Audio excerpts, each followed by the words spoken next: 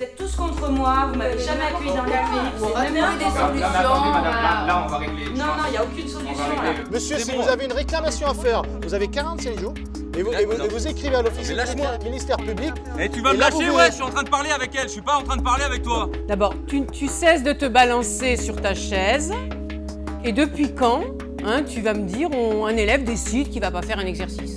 Quand un enseignant commence son cours et que les élèves se lèvent, sautent par terre, voire même quand un enseignant arrive dans sa salle de classe et que son bureau est couvert de crachats, il ne peut pas gérer ça tout seul s'il n'a pas été préparé à le gérer. D'entrée, si on se parle, on va rentrer en conflit, mais des conflits d'idées.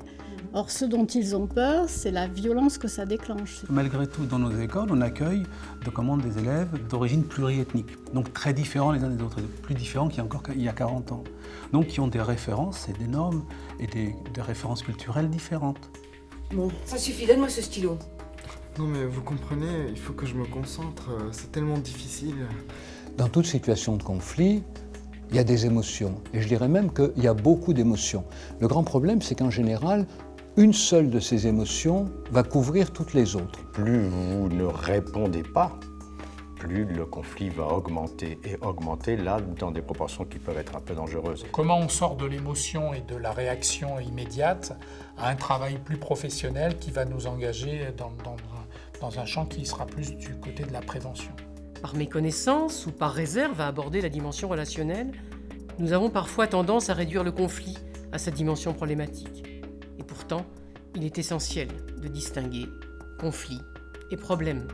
C'est parce que j'ai vu que les conflits revenaient que j'ai compris aussi progressivement que les traiter comme un problème, ça n'allait pas permettre la résolution. Les conflits entre enseignants s'expriment peu et quand ces conflits existent, c'est souvent tellement insupportable qu'une solution est assez vite trouvée, qui est de l'ordre. La solution, c'est la fuite, c'est-à-dire qu'un des enseignants s'en va, demande un autre poste. Il faut que je vous parle des AED, là, ça va pas du tout. Maxime et je sais plus son prénom, Lou. J'ai l'impression qu'ils sont ligués contre moi, ils me font sans cesse des remarques, je sais plus comment travailler avec eux. Le facteur principal de burn-out n'est pas la relation des adultes aux élèves. Elle est d'abord la relation des adultes entre eux. Ça suffit! Garde ton espagnol de papa-maman! Andate la mierda, hija de puta! Déjà quelque chose quand même qui est la difficulté de cet enseignant à chercher à comprendre ce que veut dire l'élève. Il y a trop d'élèves qui sont exclus de leur établissement et pour lesquels on ne cherche même pas de solution. Ils sont exclus en mai. Est-ce qu'on va nous faire croire que les problèmes se sont posés fin avril? Non. Ce sont des élèves dont parfois on ne veut plus dans un établissement. Ça ne va pas. Ça fabrique du décrochage. Je crois que la grande difficulté dans le monde scolaire aujourd'hui, c'est que l'élève, trop souvent, est vécu comme un étranger,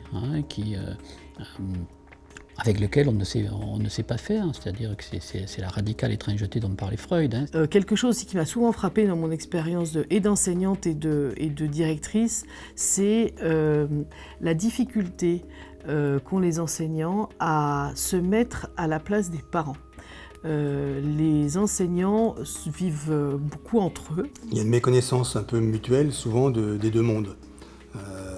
Les enseignants ont une certaine crainte des parents et de plus en plus, on le ressent. De la même façon que les parents, pour beaucoup, ont une méconnaissance du rôle, de la mission et des fonctions des enseignants. L'école est un lieu de vie et de travail où se côtoient des jeunes et des adultes. Et les confrontations, les tensions et donc les conflits, ils sont, comme ailleurs, inéluctables. Les écoles, les collèges, les lycées, l'université ne sont pas habitués à une gestion de conflits et plutôt ne savent pas comment faire. Et la tentation est forte finalement d'attendre que ça passe. Sauf qu'un conflit, ça ne passe pas en attendant. C'est assez effectivement caractéristique d'une posture enseignante que de considérer qu'effectivement, dans cette relation qui peut prendre un tour conflictuel, je n'y suis pour rien. On est dans une société aussi victimisation victimaire, donc, et c'est souvent la faute à l'autre. En soi, le conflit n'est pas quelque chose qui est forcément violent. Simplement, le conflit peut avoir des terminaisons, je dirais, différentes. D'un côté, un conflit qui s'apaise, qui se règle, qui fait grandir. De l'autre côté, un conflit qui ne s'apaise pas, qui continue, lui, à grandir et du coup à générer de la violence. J'ai vu parfois, dans des situations de violence, un professionnel, parfois c'est un CPE parce qu'on est dans la vie scolaire, faire se rencontrer sans délai un agresseur et une victime. Moi, ça ne m'arrive jamais.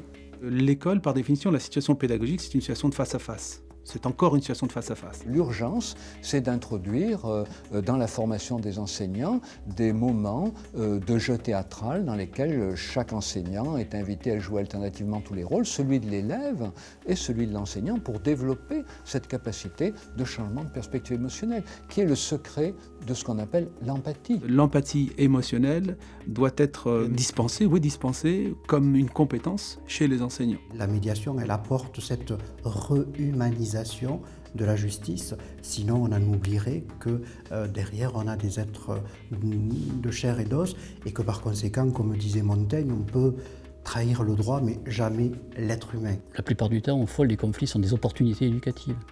C'est fini le temps où finalement tout le monde voyait sans rien dire. L'objectif de ce web documentaire est d'amener les professionnels que vous êtes à changer de regard sur le conflit, à le considérer pour lui-même, et surmonter ainsi le malaise ou le sentiment d'impuissance ou d'insatisfaction qu'il peut générer.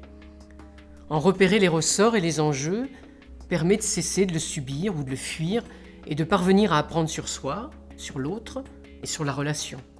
Leur prise en compte effective participe aussi d'un meilleur climat scolaire et d'une possible prévention de la violence.